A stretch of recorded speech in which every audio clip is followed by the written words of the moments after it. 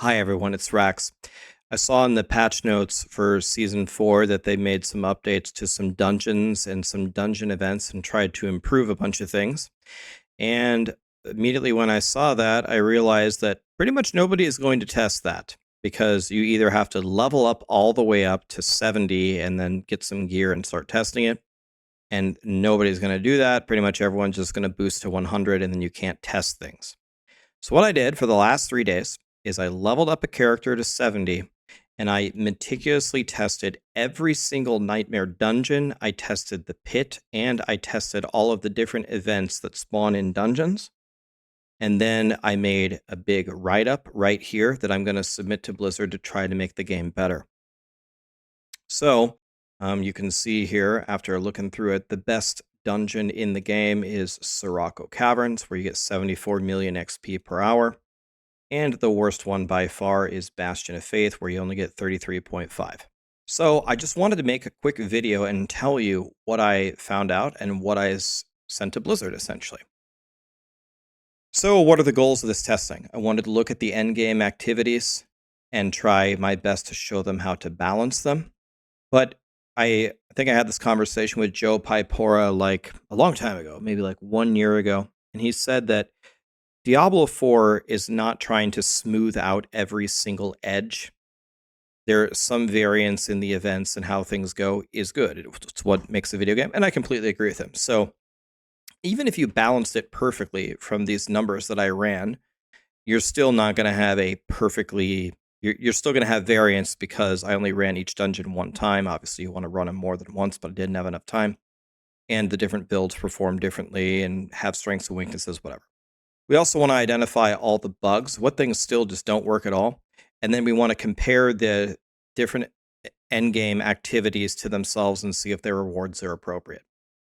So we ran all the Nightmare Dungeons. Couldn't find Ritual Tower. I don't even know if that's an actual one. I couldn't find a key for Renegade's Retreat. I actually ran out of Sigil Powder or whatever trying to create the keys.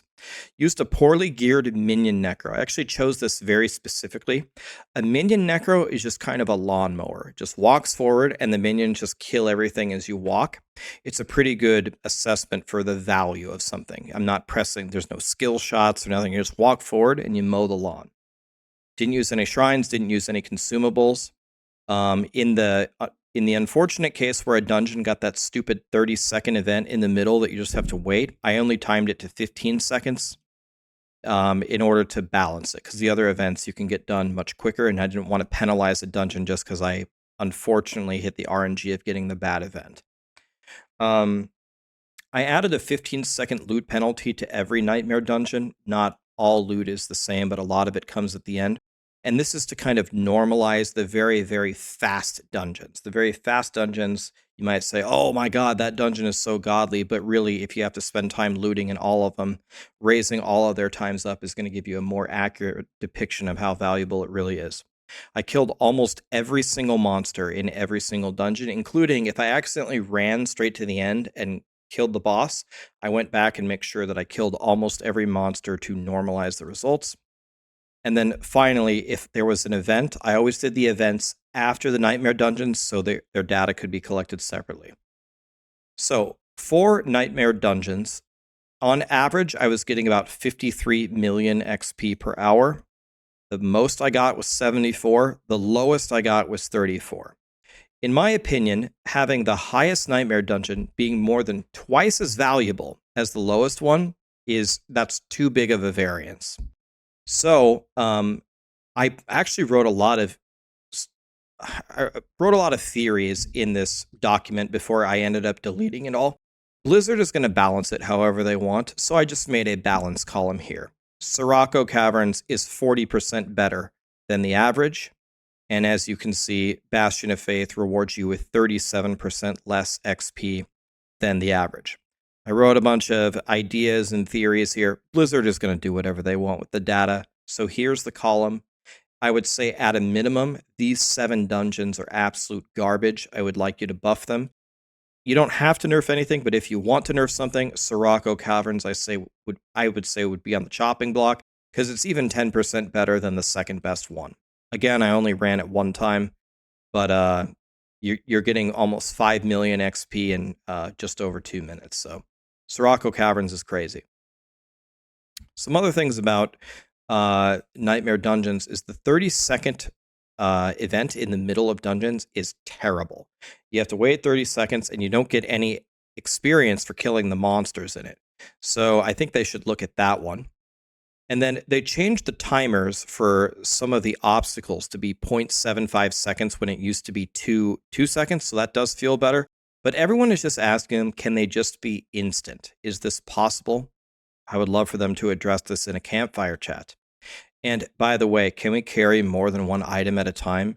If I have a rock and I walk to another rock, can I pick it up and put it in my pocket and then put both of them on the pedestals, please?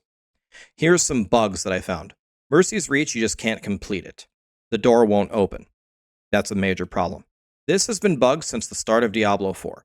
Gul'ran Canals has a slay all in the beginning. You kill them all, and there's 1 or 2 left, and you can't progress. This has been bugged since the beginning of Diablo 4. This is one of the best both of these are 2 of the best Nightmare Dungeons. Please fix this. Earthen Wound and Collapsed Vault, they still have layouts where you can have very bad backtracking. It happened to me. So these are 2 layouts to look at again. Whispering Vaults and Endless Gates, the portals to go through them are not 0.75 seconds. Why don't you give us the instant portals from the pit? That would be way better. And then the levers in the middle dungeon, also not 0.75 seconds. They take way longer than that. I wish you would correct it to 0.75 per the patch notes. Now, the Nightmare Dungeon events, in general, this is the main thing that they said that they fixed. They do pay way more XP on average than doing the actual Nightmare Dungeon, which is exactly how it should be, because if it's not higher than you have the event there, you just skip it, right? I guess you go for the loot, but it needs to be more rewarding. So the placement of that is better, so I give them a nice job for that one. The amount of dungeon events feels way too low. I ran 60 Nightmare Dungeons and I got 22 events. I was hoping to get like 1 per Nightmare Dungeon, whether it's a side event or a cursed chest or a cursed well or a cursed shrine or something. Or I would love to see ones where it has multiple events in them, especially since they're buffed. So I think the amount of events is way too low now. And the variance of them is very, very off. I got Last Stand 6 times, Cursed Shrine and Cursed Wells 5 times, 4 times. I got these 2 events only once, and I never got any of these events. Not a single time in 60 runs. They also introduced Goblin Packs into the game, spoiler alert. That was nice. I got 2 of them in 60 runs, and I got the Butcher twice. How do I get this 6 and 5 times, and these none? That doesn't make sense. The variance of a dungeon event is very extreme as well, based upon the mob type that happens to spawn in it. So, for example, out of all the cursed wells that I did, the most valuable one was 158 million XP, and the lowest value one was 107. This is a huge difference just on the randomness of the mob type that spawns within the event. Last Stand, 101 for the highest, 70 for the lowest. A huge difference. This is maybe the biggest difference of them all. 93 versus 52. This is almost twice as good. So Blizzard needs to look at the different mob sets that they can spawn in the dungeons and balance them a little closer than this. Because I'm almost getting half just on the RNG of what mob types spawn within it. Unfortunately, I didn't record which mob types they were. That would have been helpful data, but I guess I can go back and look at the VOD. But this needs an analysis and a retuning. The bugs. You can almost never finish Cursed Shrine because it stops in the middle of the event. This has been a bug for a while. Ravenous Soul, after you complete the event, you have to fight the boss. And the boss yells, "Such power," and then waits like 5 seconds before you can fight them. It needs to just be, "Such power, fight the boss." Dead. You can save 5 seconds here for sure. And this event, Ritual of Blood, I think it just needs a redo. This is where there is a circle in the middle. I guess we can go to Paint here. Let's go to Paint real quick on this one. There's a circle here. It's not very big. Okay. And then the monsters, they all spawn here. They spawn on the outside, right? And guess what? My minion Necro, I was just kind of standing right here. They would just kill everything instantly. The only way that you progress the bar is if they walk into the middle and then you kill them. So if you can get one to get close and they die, I guess you can corpse tendril and try to vacuum in some in there. But the fact that the monsters always spawn on the outside, and if you have a powerful build like Frozen Orb, or if you have Hurricane, or if you have the Dust Devils, or if you have Minion Necro, you're probably going to kill almost all of them before they can walk in. And the fact that you don't spawn any in the middle, I can't complete the event unless I play bad. I got to run to the corner and pray that these mobs run in or something. And then I got to try to corpse tendril them in there. It's just really stupid. I think the event actually needs a redo or some kind of reimagination. Pit went very well, actually. The variance was very, very close. The most I got was 73 million an hour, and the lowest I got was 71. It's incredible. The times were consistent, only 6-second difference between the fastest and the slowest run.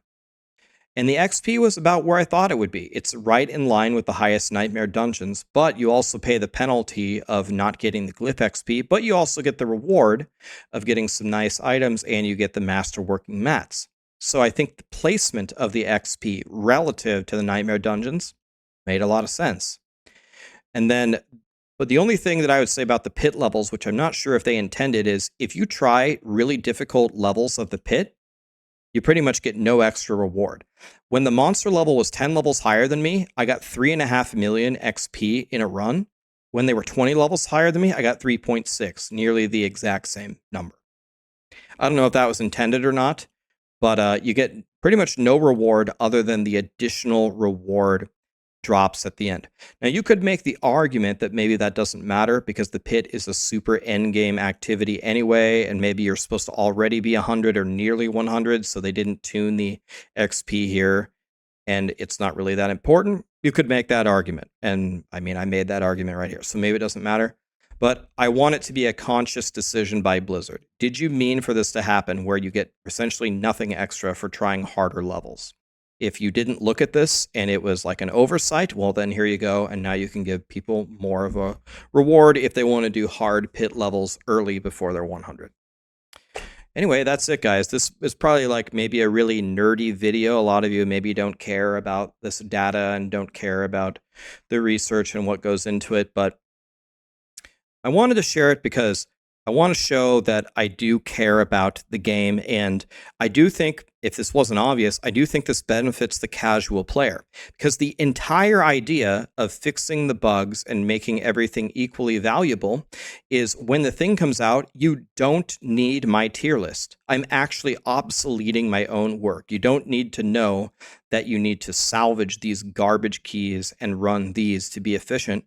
If everything is pretty balanced, you can just play. You can just play every single Nightmare Dungeon key that you get, you can just do whichever ones you like. And then anytime you see a dungeon, if we balance everything there, then you'll know that it's going to be valuable and in the right place, and it's going to be worth your time without doing any research. I think most people out there just want to play the damn game. So if we make a lot of these changes, I think the game will feel a lot better, and we're going to solve a lot of bugs and a lot of the things that hopefully royally piss you off, like the super long teleporters and the 30-second event that pays you nothing in the middle and the levers that take forever to push, they're going to be solved. Anyway, I'm sending this over to Blizzard. Blizzard actually popped into my stream today. Adam said that they would absolutely read it if I did a little write-up. So it's going straight to Blizzard after this video. Let's see what happens. I'll see you guys. We'll be making a lot more Diablo 4 Last Epoch PoE content. I'm having a lot of fun. Thank you.